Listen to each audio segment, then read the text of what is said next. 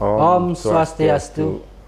Semeton Tribun Bali, Tribuners, senang sekali di hari yang berbahagia ini kami berada di kantor KPU Tabanan ya, dalam rangka untuk menyambut gelaran Pilkada Serentak 2024 ya. Semeton Tribun Bali, Pileg dan Pilpres 2024 sudah hampir usai, tinggal menunggu keputusan hasil dari sidang MK. Dan sekarang kita bersiap-siap mengikuti tahapan berikutnya yang tentu yang tidak kalah menariknya, tidak kalah menegangkan nanti adalah Pilkada Serentak, yang di sana akan dilakukan pemilihan gubernur, kemudian pemilihan bupati dan wali kota secara bersama-sama.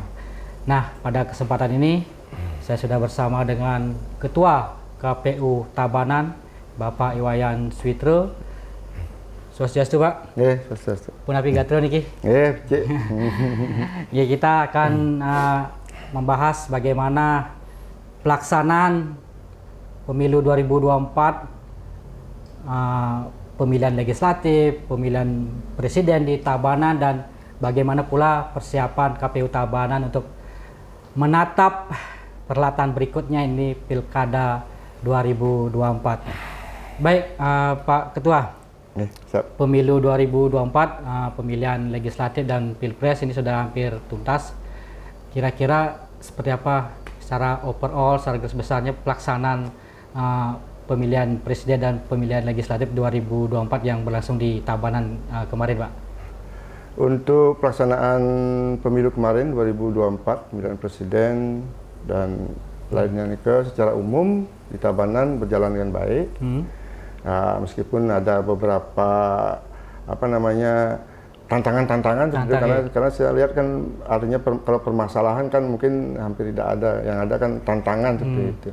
Tantangan hampir semuanya bisa kita bisa kita kendalikan dengan baik, sehingga pemilu 2024 khususnya di Tabanan bisa berjalan dengan baik seperti itu. Meskipun ya terakhir kemarin kita juga ada di sedikit untuk pemilihan presiden dan wakil presiden, ada TPS kami yang sedikit disentil, senggol seperti itu. Oh, ada disenggol, Pak? Ya, di mana itu, Pak? Di Abiantung, di TPS Abiantung, Kecamatan Kediri.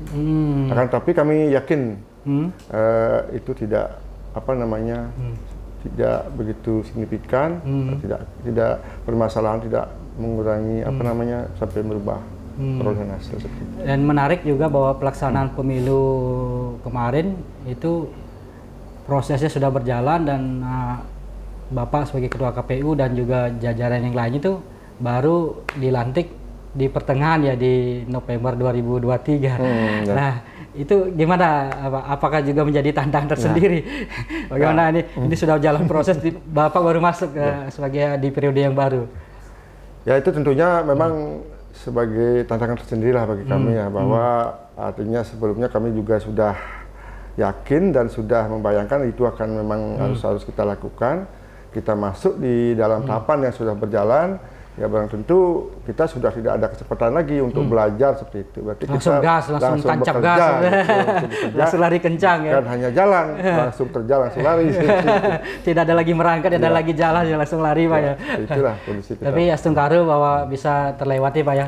Astungkare ya, dengan juga kerjasama yang baik, terutama sekali Forkopimda, kita ajak, yang kita tetap berkomunikasi, dan juga teman-teman media tentunya sangat berperan sekali untuk menyampaikan informasi-informasi tahapan-tahapan yang sudah kita lakukan ke masyarakat. Untuk partisipasi di pemilu kemarin di Pileg dan Pilpres gimana, Pak, di Tabanan? Kita Astungkare dari target kita sebenarnya awal kita targetkan 85%, pada akhirnya kita bisa mencapai 88% lebih. Target 85 tercapai 88% ya? Lebih ya. Lebih ya, melebihi target. Itu juga kebanggaan bagi kita di Tabanan.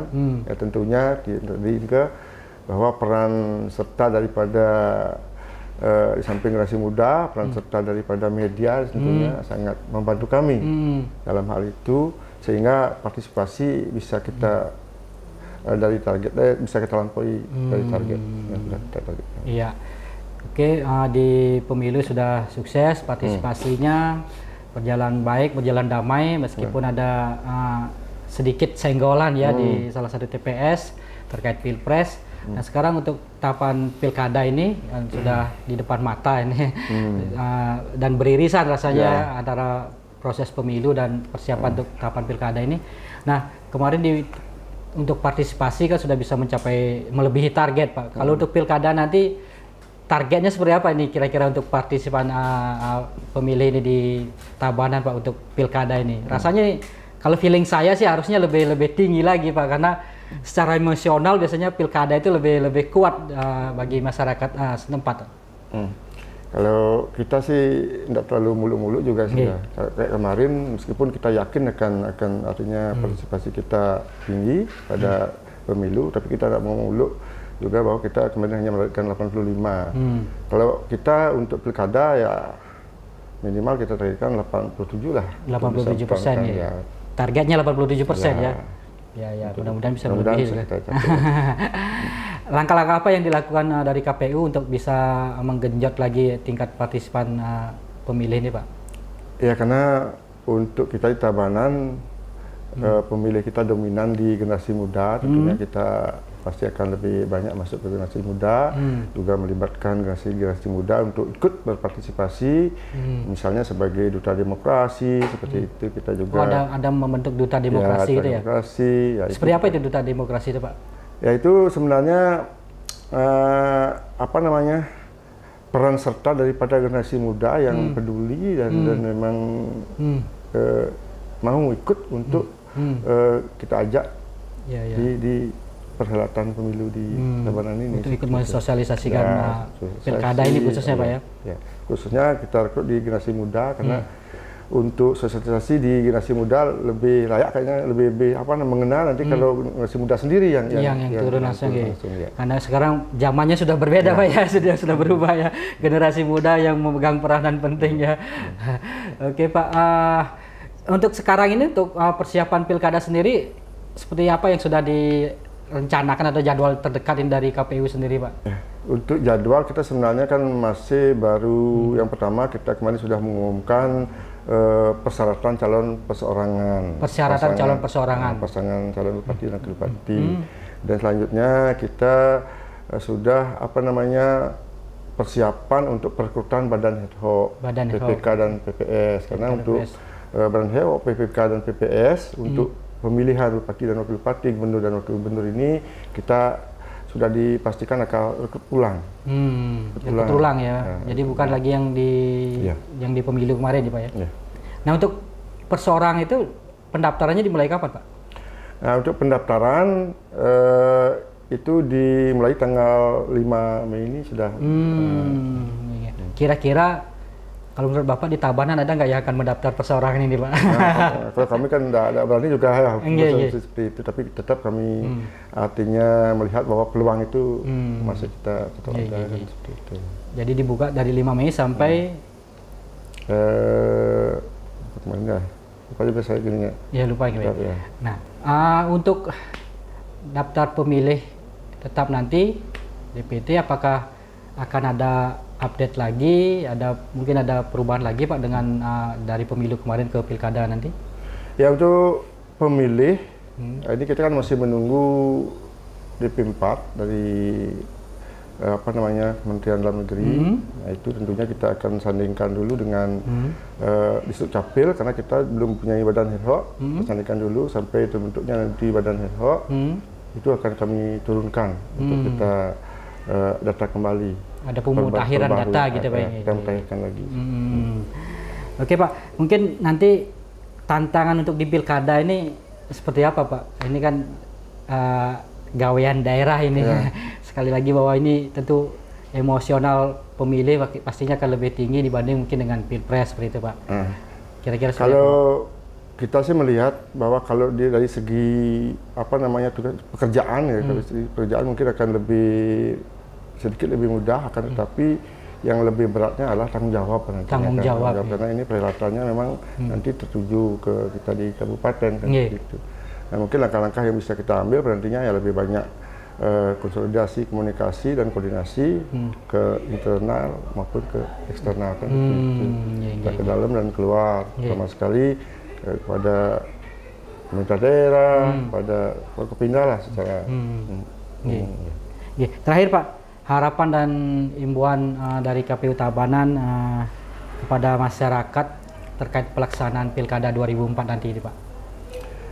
Ya, kepada masyarakat khususnya Kabupaten Tabanan, ya, kami menghimbau bagaimana kita menyongsong Pilkada pemilihan Bupati dan Wakil Bupati Tabanan ini dengan